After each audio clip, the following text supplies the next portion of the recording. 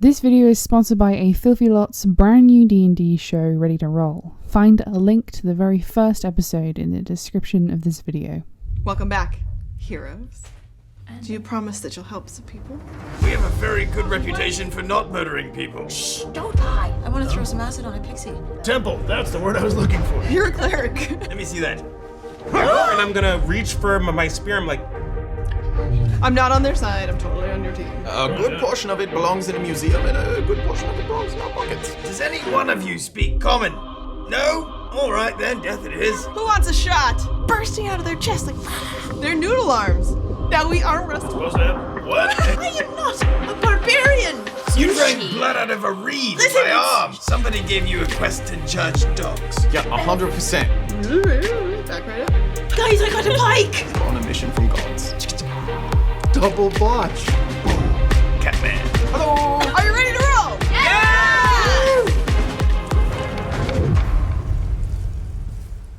More teeth for me to break. Hi everybody, it's Jenny and welcome to this Q&A video. For those of you who don't know, my name's Jenny. I'm the Dungeon Master and the writer for High Hopes Low Rolls and all of the other stuff that we do at the Shriekingwizardco. Today, I'm going to be doing a video where I answer all of your questions, or at least a whole load of them. You sent in so many, thank you so much. We're going to try and get through them because there were so many. If I miss your question, I'm sorry. Maybe we'll do another one because there were so many. Okay, how do y'all stay on task and what brought you together to make content professionally? We got a lot of questions about how we came together, the wizards, or how High Hopes Are All started, so I'll tell you both stories really quickly here. We all met each other, both High Hopes, the party, and the Shriekingwizardco. We all met each other at university. Pretty much all of us were on the same course. Only Alex and Amy actually were taking a different subject. We played D&D together on Wednesday nights in the university library. At some point, Alex also became our friend. He joined our party and he gifted me a poster of the party for my birthday one year, and the speed paint went up on his channel, which you may have seen. I'll put a link to it somewhere. And that's kind of what made us think, maybe there's an audience for our story. So Alex and I would get the train to Amy's house out in the East Country, and we would do that on weekends or evenings, whenever we could, to produce Chapter 0, which we made for fun because we thought it would be cool, and we showed that to the rest of the party as we were going along, and obviously they all thought it was really cool. So the video for Chapter 0 went out, and by the time it had gone out, we thought maybe we should do this, try and make this into a whole series.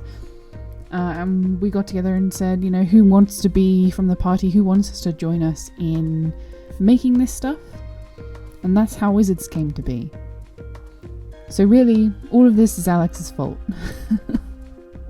What programs do y'all use for making the animated series throughout your pipeline? We use so many different softwares. So for art, we use Procreate, and Clip Studio Paint is the big one. Previously we've used Photoshop as well. Alex also has a preference for Paintal Sci.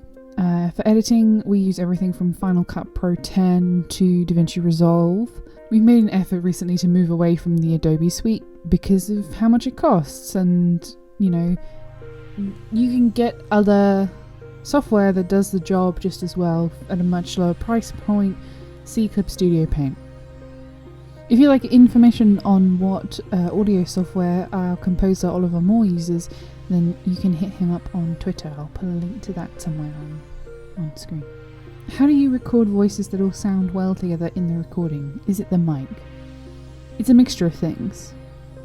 The first thing is that Wherever possible, we try to make sure that everybody's mic'd independently and sitting apart from the other people. So in our current setup, that means that, for example, Amy and I sit in separate rooms. We have a variety of mics, but most of them are quite cheap. This one I'm using right now with the stand cost us less than £50. The real magic is our sound composer and audio engineer, Oliver Moore, who, when we do really big group stuff like, say, TV, pulls everything together and mixes the audio for us. When making the campaign into a comic, is it all from memory or is it recorded? It's all from memory. We don't record anything unless you consider writing stuff down to be recording. We don't record our campaigns at all. Phil, who plays Malark, and Alex, who plays Paddy, make very good notes. But realistically, when I come to writing a script, I say, okay, here's where I am at in the story. Does anybody have any notes at all? And then I'll compile whatever anybody can remember, whatever anybody's written down, and we'll go from there. What is the best way one can support you all as a broke college student? The best way is to share our stuff and to engage with it in ways that the different platforms find it to be meaningful. So, for example, the best thing that you can do for us right now is share our videos with your friends. Like, comment, subscribe, like all of that stuff that you know the spiel from the end of YouTube videos, and to share our comic with your friends and to like the pages and to leave a comment. Those things really, really help. How long have you been playing D&D together? High Hopes Low Rolls has been an ongoing campaign since, I think, 2015. Late 2015, maybe early 2016. So, at time of recording, 6 years-ish. Do you ever plan on expanding past D&D? I assume you mean the game itself, as in like the system. I think maybe one day. The problem is time. We'd like to play more of everything. I think everybody wants to explore all the different stuff. We just don't really have much time. Are there going to be chapters on story instead of character backstory? This is an interesting question. The way that we originally planned to do the animatic, which is what we're currently transferring into the comic, is that we would do a backstory chapter for every character in the party before we set off on the main campaign, so that you knew who everybody was. Obviously, that's not super practical because of the time it takes to make these things. So you're starting to, and you can see that changed really with chapter 3 in the animatic, where Gimgar's backstory is the story. You see Gimgar's family, and they are introduced to you as a method of saying, look, this is what's going on in the world. For the webtoon, that's going to start happening much more quickly. How many chapters are there going to be? Which is something we get asked a lot, and I'm afraid the answer is I don't know. The first sort of sit down and write out of the scripts that I did took us to the end of what we would consider to be the first arc of the story, and that then was 10 chapters long. What that will be now that we're in a different format and I'm several years down with experience is something different. We'll just have to find out together. What motivates you to work on the series even when you feel tired and unmotivated? The big thing for me, and I can't speak for everybody, but I think the big thing for me is knowing that the others are depending on me. You know, we're really interdependent as a company in terms of producing the product, if you will, which is a bit of a corporate way to describe it, but I think it you know, if you think about it as if we were making like circuit boards or whatever, then we would all have to chip in our little bit in order to get the final thing done. And that's true of making a comic as well. Not wanting to let down my friends because of my poor timekeeping, or wanting to let down you, the people watching or reading, because I wasn't up to the task, really prevents me from sort of goofing around. When High Hopes and Rolls is finished, which I know is quite a while away, do you guys plan to do another series? It is a very long time away. But I think we enjoy telling stories, and I don't think that when we get to the end of High Hopes we're just going to pack up and stop doing stuff. I think we all would agree that we would keep telling stories. What advice would you give to people making their first homebrew setting? My biggest piece of advice would be to start small. So I would introduce your characters, your players, to one town or one city, as opposed to a region or a continent or the whole world, and spend some time in that place together before you start pushing them out into other realms. When you go really big really quickly, you know, you have a lot more to work on, and when we're talking about a whole world, that's a lot of writing to do. What would be your feelings on people redrawing scenes from the comic but in their own style? As ever, you can redraw whatever you like. I would actually really love to see that. Our one rule is that we want to be credited. So if you're going to redraw a scene or a character or whatever, just make sure that you've put somewhere that it belongs to us, or that the character belongs to a specific person, or that it's from High Hopes or Rolls, right? Please make sure you credit us. Otherwise, go nuts. We would love to see your artwork. There was another question down here somewhere which says, what's the easiest way to share fan art with you? And there are a couple of answers to that. We are on Twitter and Instagram and Tumblr, and we have a Discord server. If you put your fan art somewhere on one of those 4 places and either tag it High Hopes and Rolls or tag us, then someone in the Wizards will see it, and we love to see it. Any advice for aspiring Webtoons artists? Yeah, read Webtoons. See what's popular, and really not just read but analyze what you're looking at. Look at what people are doing in terms of the gutters, like what styles are popular, what kind of stories are doing well, what kind of dialogue works, and those kinds of things. Market research would be my advice. How do you convert your comic pages for the books into Webtoons pages? We actually made a video about this fairly recently that you can find on our channel. I'll put a link to it somewhere, which is Beth and Matt talking about the whole process, about how we go from a script to a finished print page to a Webtoons page.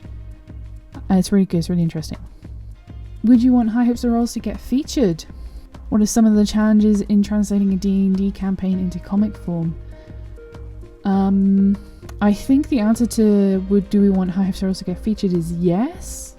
Tentatively, it would be more work, but the big thing for us at the moment is time management, because and this is going to sound a little cliche, but time is money. So we're stuck at 2 pages a week at the moment because we need to do other stuff to pay the rent and to pay our bills. And if we didn't have to do those things to pay the rent, then we could do more pages. And it's kind of really as simple as that. Being an original would probably alleviate some of those problems. But, we actually just kind of want people to read our story, I think is the end goal. We want people to enjoy our comic. As for the challenges of translating it, in terms of the story, like for me as the writer, the biggest challenge is remembering stuff. And then making sure that I do a good job of the character voice, because I don't play those characters, you know, they're not mine, I didn't write them. So making sure that they sound like themselves. In terms of the art, I think it's interesting for us to come together and say, you know, let's think about Kadar, for example, which you've seen a little bit of in the comic. What does Kadar look like? We've all got this different image in our heads of what the city looks like, and how do we sort of marry that image with what, you know, the information that I know as the writer of, you know, Kadar's history, plus the way it's been described to us. Like, how do we keep the feel the same from the visual? It's a challenge, but it's good fun. Had you had any D&D experience prior to High Hopes and Rolls, and if so, what? Me personally, I had only played a couple of sessions of what I think was 4th edition Dungeons and Dragons, maybe 3.5, with some old friends of mine, before I said, okay, I'm going to DM this game, which, you know, was quite the learning curve.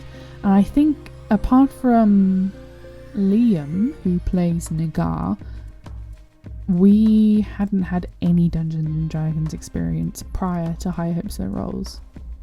And Liam had played a little bit with some of his other friends from his hometown, and he had been, when we started playing, he had been going, you know, paying however much to play in a game run by a gaming store in the evenings. So, not tons. Do the characters have a main weapon or focus that they would associate themselves with? Yes, a lot of them do. Gwing has her oath bow. Rook's book, you know, his spell book, is also his focus. He would not be without it. He has it like strapped to him. Gimgar and Nagar both have axes, and they have fought about them before. Relatively early on in our campaign, there was this Frostbrand, and then another axe that lights on fire, and they did have a very thorough argument about who got what. We've seen how Paddy joined the party, but how did the first iteration of High Hopes and Rolls get together? You actually see them in Chapter 0, the opening of the campaign. I said to the players, you're going to be in the city, you're going to be in Marden for the intake celebration. It's this big festival, you're going to be there. So Torlin, Gwing, Rook, Nagar, Gimgar, and Venzenia were present at the intake celebration when the dragon attacked. That was the very first session of our campaign, which I think answers another question: who was the person with the staff in the Chapter 0? That was our druid, Venzenia, who sadly perished before Paddy joined the party. Jenny, as the DM, how do you handle such a large party? That's a good question. I don't really. I think that really it comes down to the players being well behaved. You know, like they're patient for each other. They interact well with each other. The work for me really is initiative when you're doing combat with a large party. But they don't tend to, I'm pretty lucky, they don't tend to want to split the party very often. And, you know, they are well behaved. They're like my kids.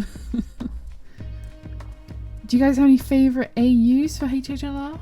From fan created to some y'all have made. I don't think I know that many fan ones, so I'll just tell you, the one that we have is Kadar State High, which is our high school, like, little one-shot thing that we do sometimes when we need a break from the seriousness of the main campaign, or, you know, it's somebody's birthday and they want to do something goofy. We'll get our D&D characters into, you know, high school student mode, and it's very cliche and dumb because it's you know, we're in the UK and it's based on what we know of American high schools from, you know, media from popular culture, so it's very sort of over dramatic and stupid, and it's full of references to the main campaign. You know, like Paddy, for example, in High Hopes Rolls, he's from Bay Hollow, and you know, the town key's called Hollow's Bay. You know, stupid stuff like that, and it's really good fun.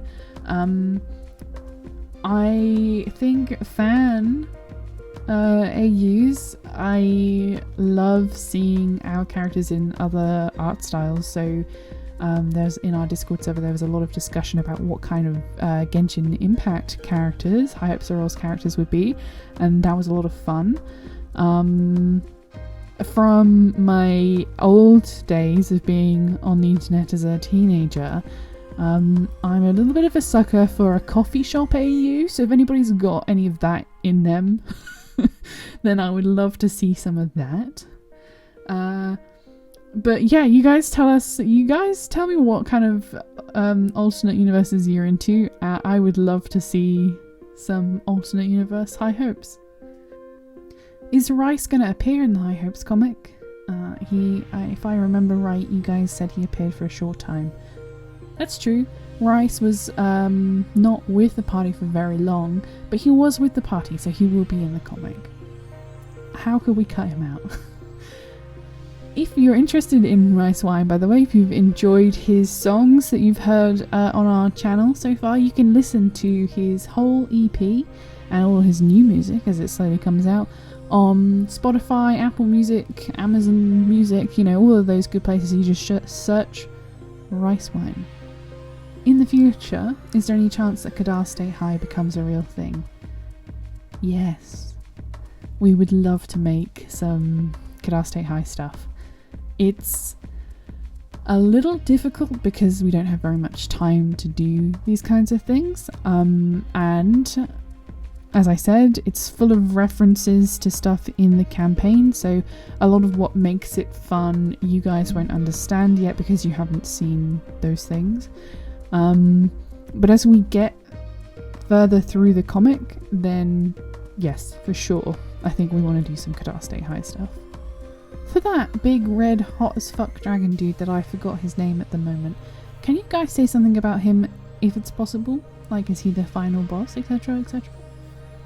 I assume you mean Hydrasil. He is currently the big bad evil guy, lurking at the end of the campaign.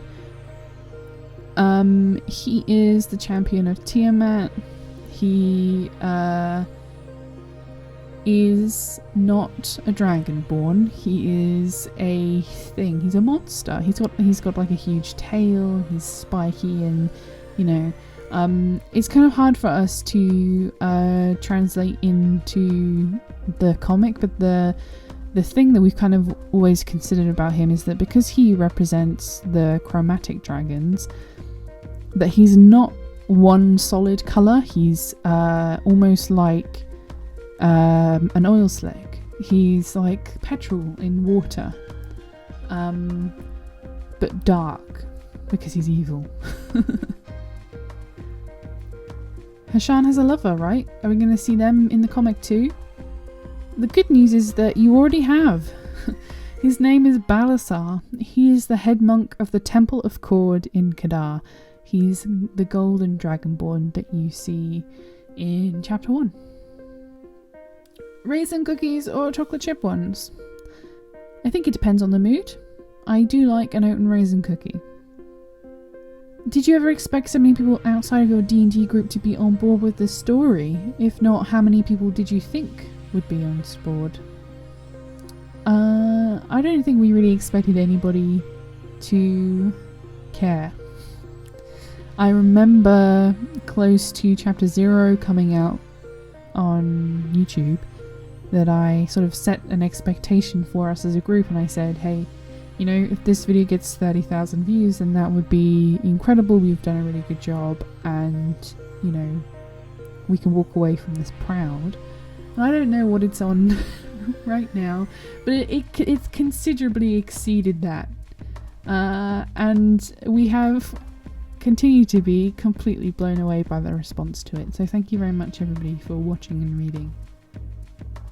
Since High Hopes of Rolls was based on the Tyranny of Dragons modules, loosely, how do you go about transferring the module into Arcaden and deciding what parts of the module would be in the game and what parts would be changed, like adding Hydrasil, who isn't in the Tyranny of Dragons storyline? So here's the thing. This has come up several times, like in a few places. I have never read or played Tyranny of Dragons. I didn't know it was a module until somebody asked, you know, why I decided to make the story about that. The big secret really is that I just think dragons are cool. And, you know, I had done a little bit of Googling, so I knew that there were, like, quote-unquote good dragons and quote-unquote bad dragons, and that they came with their own, you know, god versions in Tiamat and Bahamut, but that was it. I still have not read Tyranny of Dragons, so I can't really answer that question any more than to say no. Just no. Hydrasil was it, and because of that, Hydrasil isn't a, like, modification. He's like a core part of the story. Does that make sense? Are you guys okay with people cosplaying your characters? How did you come up with the name The Shriekingwizardco? We would love for y'all to cosplay our characters. That would be so cool. Please do that. You can take pictures of that and show us anytime. Love that. As for the name The Shriekingwizardco, it's pretty simple. We're a company, so that's co. Matthew Kemp is the wizard, both in the game and in real life. And he shrieks a lot. That's it, really. Hey, thank you so much for watching this video. I hope you enjoyed it. If you have any questions, then hey, leave them in the comments to this video and we'll make another one of these at some point and we'll answer some more. I hope you have enjoyed this. Thank you very much to our patrons who make these kinds of things possible, as well as today's sponsor, Filthy Lot Productions. You should definitely head over to their channel and watch their brand new show. It's really cool. It's the dream.